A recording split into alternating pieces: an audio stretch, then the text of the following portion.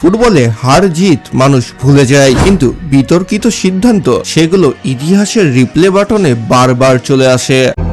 किसी को भी भनक नहीं लगनी चाहिए कि तुम मुझसे मिले थे।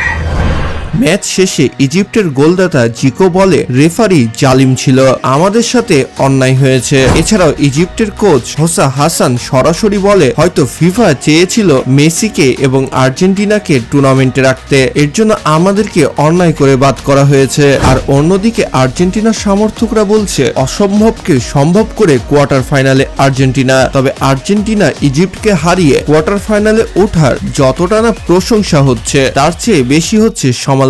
সকলের প্রশ্ন হচ্ছে, আর্জেন্টিনা কি নিজ যোগ্যতায় কোয়ার্টার ফাইনালে পা রেখেছে এবং রেফারি কতই বা ঘুষ খেয়েছিল? জি হ্যাঁ বন্ধুরা, আর্জেন্টিনা ও ইজিপ্টের এই ম্যাচের পেছনে রয়েছে কিছু রহস্য, রয়েছে কিছু সমালোচনা। তো আজকের এই ভিডিওতে আমরা তাই দেখতে চলেছি, সেটা কি আসলে ফাউল ছিল নাকি রেফারি অন্যায় করেছে। তো আপনি আর্জেন্টিনার ফ্যান হলে অবশ্যই লাইক করুন, আর মিশরকে সাপোর্ট করলে অবশ্যই সাবস্ক্রাইব করুন। তো প্রথমে এই দৃশ্যটা দেখুন, যেখানে মোহাম্মদ সালাহ ডি বক্সের মধ্যে বল নিয়ে ঢুকছিল এবং অ্যালভারেজ সেই বলটিকে ট্যাগেল করে মোহাম্মদ সালাহকে ফেলে দেয়, তাও আবার ডি বক্সের মধ্যে। এটা পেনাল্টি না দিলেও তো ফাউল দিত, ফাউল না দিলেও তো VAR চেক করত, কিন্তু রেফারি তাও চেক করেনি। এমনকি এই গোলটা বাতিল করার চেষ্টার জন্য মিশরের কোচ হলুদ কার্ডও খেয়েছে, অথচ একই রকম ভাবে কিন্তু মিশরের একটি গোল বাতিল হয়েছে। জি হ্যাঁ বন্ধুরা, মিশরের 2 নম্বর গোলটি হওয়ার 5 মিনিট পরে যে রেফারি সিদ্ধান্ত জানায় গোলটি বাতিল হলো,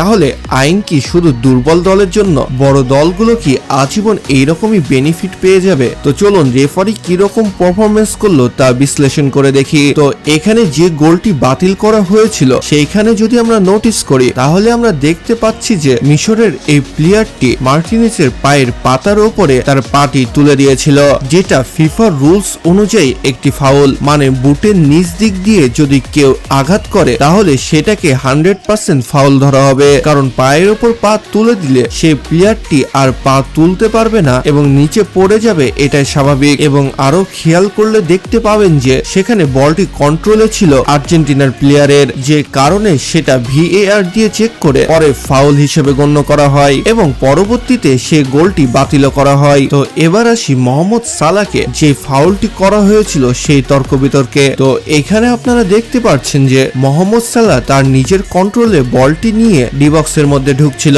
তখনই অ্যালভারেজ বলটিতে ট্যাগেল করে এবং ট্যাগেল করার সাথে সাথে বলটি মোহাম্মদ সালাহ 2 পায়ের মাঝখান থেকে বের হয়ে তার পেছনের দিকে চলে যায় এবং তখনই অ্যালভারেজের পায়ে পা বেঁধে পড়ে যায় মোহাম্মদ সালাহ। তো এখানে দুইটি বিষয় রয়েছে, এক হচ্ছে মোহাম্মদ সালাহ যখন পড়ে যায় তখন তার কন্ট্রোলে বল ছিল না, মানে অ্যালভারেজ প্রথমে তার পায়ে ট্যাগেল করেনি, বলে ট্যাগেল করেছিল এবং তার পায়ে পা বেঁধেছিল বুটের উপর পাতায়। যদি বুটের নিচ দিক দিয়ে ফাউলটি হতো তাহলে অবশ্যই 100% ফাউল ছিল, কিন্তু এখানে অনিচ্ছাকৃতভাবে ফাউল করা হয়েছে, এর জন্য রেফারি সেটিকে ফাউল দেয়নি। কিন্তু অন্যায় হয়েছে ঠিকই, কারণ এরকম একটা সেনসিটিভ পজিশনে যেখানে খেলার প্রায় শেষ মুহূর্ত, সাথে ডিবক্সের মধ্যে ফাউলটি হয়েছে এবং টিমের ক্যাপ্টেন মোহাম্মদ সালাহ যেও VAR চেক করার জন্য রেফারিকে অ্যাপিল করেছিল, কিন্তু রেফারি তার ডিসিশন VAR চেক না করে দিয়ে দেয়। যদিও VAR চেক করার পরে এটা ফাউল দিত না, কিন্তু অন্যায় হয়েছে VAR চেক না করার জন্য।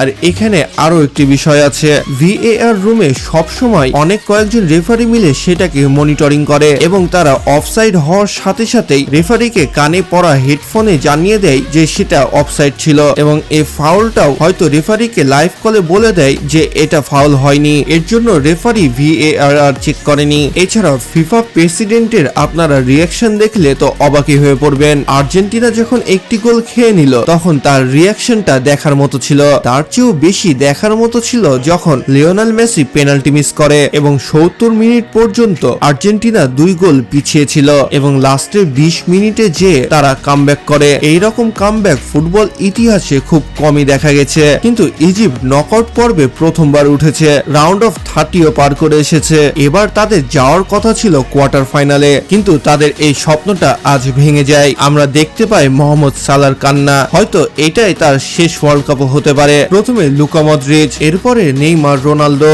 এবার সবাই ভেবেই নিয়েছিল যে মেসি বাড়ি যাবে, কিন্তু যেভাবে আর্জেন্টিনা কামব্যাক করেছে তাতে তারা বুঝিয়ে দিয়েছে যে তারা এর আগের বারে চ্যাম্পিয়ন টিম। যদিও মিশর আরেকটুর জন্য জিতে যেত, হয়তো তাদের লাক কাজ করেনি এবং মিশরের সব প্লেয়ার এমনকি তাদের কোচ পর্যন্ত নারাজ ফিফার এইরকম রুলস ও রেফারি দেখে। তো যারা আর্জেন্টিনাকে সাপোর্ট করে না তারা তো সমালোচনা করছেই, কিন্তু যারা আর্জেন্টিনাকে সাপোর্ট করে তাদের ইজিপ্টের জন্য খারাপ লাগছে। মানে এই ম্যাচটা নিয়ে তর্ক বিতর্ক, আলোচনা সমালোচনা কতদিন যে থাকবে সেটা বলা মুশকিল। তো আপনার মতামত কি সেটা কমেন্ট বক্সে অবশ্যই জানাতে পারেন।